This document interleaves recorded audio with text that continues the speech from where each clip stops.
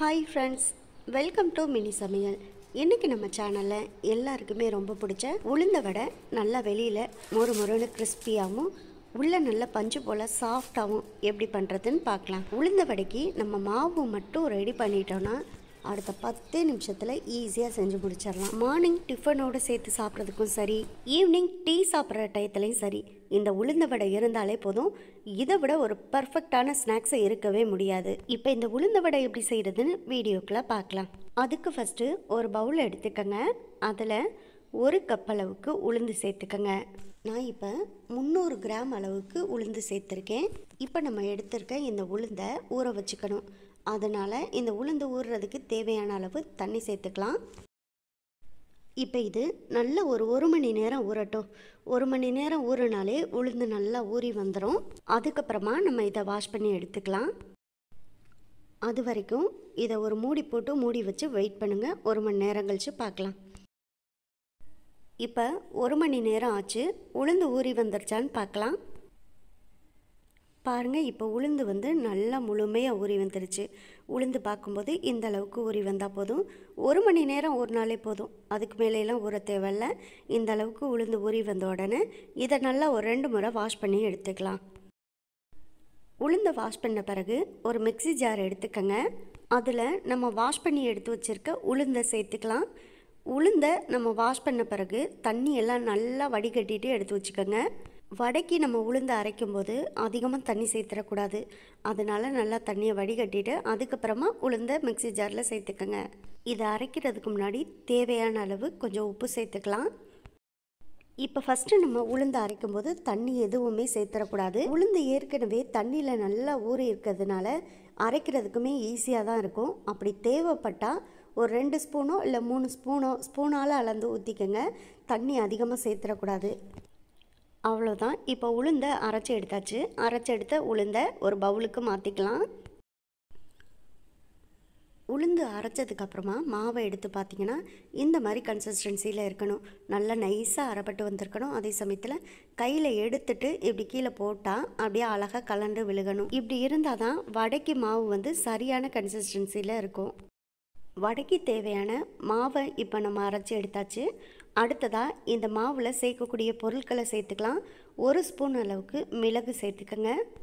ஒரு பெரிய வெங்காயத்தை நல்லா பொடி பொடியாக கட் பண்ணிவிட்டு சேர்த்துக்கங்க. ஒரு சின்ன துண்டு இஞ்சியை கேரட் துருவல் வச்சு நான் துருவிட்டு சேர்த்துருக்கேன். கூடவே 2 பச்சை மிளகாயை பொடி பொடியாக சின்ன சின்னதாக கட் பண்ணிவிட்டு சேர்த்துருக்கேன். ஒரு கொத்து கருவேப்பிலையையும் நான் கட் பண்ணிவிட்டு சேர்த்துருக்கேன். கூடவே கொஞ்சம் கொத்தமல்லி தலையையும் கட் பண்ணிவிட்டு சேர்த்துக்கங்க. இது கூட 1.5 ஸ்பூன் அளவுக்கு அரிசி மாவு சேர்த்துக்கணும். அரிசி மாவு சேர்க்கறதுனால வடை வெளியில் சாப்பிட்றதுக்கு நல்லா கிறிஸ்பியாக மொறு மொறுன்னு இருக்கும். அதே சமயத்தில் வடை அதிகமான எண்ணெயும் குடிக்காது. அவ்வளோதான். இப்போ மாவோட சேர்க்க வேண்டியது எல்லாமே சேர்த்தாச்சு. நல்லா கை போட்டு எல்லாத்தையும் சேர்த்து ஒரு முறை அடித்து கலந்து விட்டுக்குங்க. உளுந்து அரைக்கும் போதே நான் உப்பு சேர்த்து அரைச்சிட்டதுனால இந்த சமயத்தில் உப்பு சேர்க்கலை. உப்போட டேஸ்ட்டை பார்த்துக்கோங்க. லைட்டாக மாவை தொட்டு பாருங்கள். ஒருவேளை உப்பு பத்தலைன்னா இந்த சமயத்தில் உப்பு சேர்த்து கூட நீங்கள் கலந்து விட்டுக்கலாம். எனக்கு உப்பு போதுமானதாக இருந்ததுனால நான் இந்த சமயத்தில் உப்பு சேர்த்துக்கலாம். அவ்வளோதான். நல்லா ஒரு 3-4 நிமிஷத்துக்கிட்ட இந்த மாவை கலந்து வச்சாச்சு. இப்போ மாவை வடைக்கு நம்ம ரெடி பண்ணிட்டோம். அடுத்ததாக வடைக்கு மாவெல்லாம் ரெடி பண்ணிடுவாங்க. ஆனால் எண்ணெய் சட்டியில் வடை போடுறதுக்கு தான் நிறைய பேர் பயப்படுவாங்க. ஆனால் ரொம்ப ஈஸியாக போடலாம். எப்படின்னா, நம்ம இப்போ ரெடி பண்ணி வச்சுருக்க மாவுக்கு பக்கத்துலேயே இன்னொரு பவுலில் தண்ணி வச்சுக்கோங்க. கையை முழுசாக அந்த தண்ணியில் நனைச்சிட்டு ஒரு வடை போடுற அளவுக்கு இந்த அளவுக்கு மாவு எடுத்துகிட்டு நல்லா ஒரு உருண்டையாக உருட்டிட்டு கட்டை விரல் வச்சு இந்த மாதிரி ஓட்டை போட்டுட்டு அழகாக இந்த மாதிரி விட்டிங்கனாலே மாவு எண்ணெயில் கலண்டு விழுந்துடும். திரும்பவும் இன்னொரு வடையை நான் உங்களுக்கு எப்படி எண்ணெயில் போடுறது சொல்லி காமிக்கிறேன் பாருங்கள். கையை முழுசாக நல்லா தண்ணியில் நனைச்சிட்டு இந்த அளவுக்கு மாவு எடுத்து லைட்டாக இந்த மாதிரி உருண்டை மாதிரி உருட்டி எடுத்துக்கோங்க. எடுத்துட்டு கட்டை விரல் வச்சு நல்லா நடுவில் ஓட்டு போட்டுக்கோங்க. அவ்வளோதான். எவ்வளோ சூப்பராக இருக்குது. இதை அப்படியே நம்ம கையை கவுத்து விட்டோம்னாலே எண்ணெயில் அழகாக கலண்டு விழுந்துடும். முக்கியமான டிப்ஸே, ஒவ்வொரு வடை போடும் போதும் கையை தண்ணியில் நனைச்சிட்டு அதுக்கப்புறமா மாவு எடுத்து போடுங்க. அப்போ தான் மாவு எதுவுமே கையில் ஒட்டாது. எண்ணெய் சட்டியில் மாவும் அழகாக கலண்டு விழுந்துடும். அதுக்காக நான் ஏற்கனவே ஒரு பாத்திரத்தில் எண்ணெயை சூடு பண்ணி வச்சுருக்கேன். இப்போ நான் சொன்ன அதே மெத்தடில் தான் நான் இப்போ உங்களுக்கு வடை போட்டு காமிக்கிறேன் பாருங்கள். எவ்வளோ சூப்பராக வந்து அழகாக கையிலேருந்து கலண்டு வடை விழுகுதுன்னு பாருங்கள். வடை வந்து ஒன்றோட ஒன்று ஒட்டாமல் வேகணும். அதுக்காக நான் முதல்ல 4 வடை தான் எண்ணெய் சட்டியில் சேர்த்துருக்கேன். ஒன்றோட ஒன்று ஒட்டுனாலுமே கரண்டி வச்சு லைட்டாக பிரித்து விட்டுக்கோங்க. அதே போல் நம்ம வடையை சேர்த்ததுக்கப்புறமா ரொம்ப ஹை ஃப்ளேம்லாம் வச்சிடக்கூடாது. லோ ஃப்ளேமுக்கு மீடியம் ஃப்ளேமுக்கு இடையில வச்சு வேக விடுங்க. அப்போ தான் நல்லா 2 பக்கமே ஒரே மாதிரி வெந்து வரும். ஒரு பக்கம் வெந்தோடனே இன்னொரு பக்கம் திருப்பி போட்டுக்கோங்க. 2 பக்கமே நல்லா ஒரு கோல்டன் கலரில் செவந்து உள்ளேயும் நல்லா வெந்து வந்த உடனே அதுக்கப்புறமா நம்ம வெளியில் எடுத்துக்கலாம். பாருங்கள், இப்போ 2 பக்கமே பார்த்திங்கன்னா நல்லா ஒரு கோல்டன் கலரில் வெளியில் நல்லா மொறுமொறுன்னு கிறிஸ்பியாக உள்ள சாஃப்டாக நல்லா வெந்து வந்துடுச்சு. இப்போ இது 4 வடையுமே வெளியில் எடுத்துக்கலாம். நம்ம இதில் அரிசி மாவு சேர்த்துருக்கிறதுனால எண்ணெயுமே அதிகமாக குடிக்காது.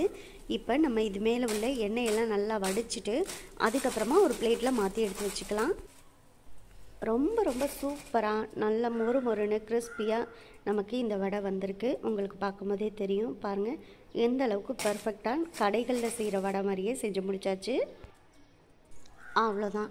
இப்போ இந்த வடையை தொட்டு சாப்பிட்றதுக்கு தேங்காய் சட்னியோ இல்லை கார சட்னியோ வச்சு நம்ம தொட்டு சாப்பிட்டோம்னா சாப்பிட்றதுக்கு செம்ம டேஸ்ட்டாக இருக்கும்.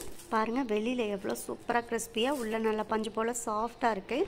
இதே போல் நீங்களும் ட்ரை பண்ணி பாருங்கள். ட்ரை பண்ணி பார்த்துட்டு எப்படி வந்துச்சுக்கிறத கமெண்ட் பாக்ஸில் சொல்லுங்கள்.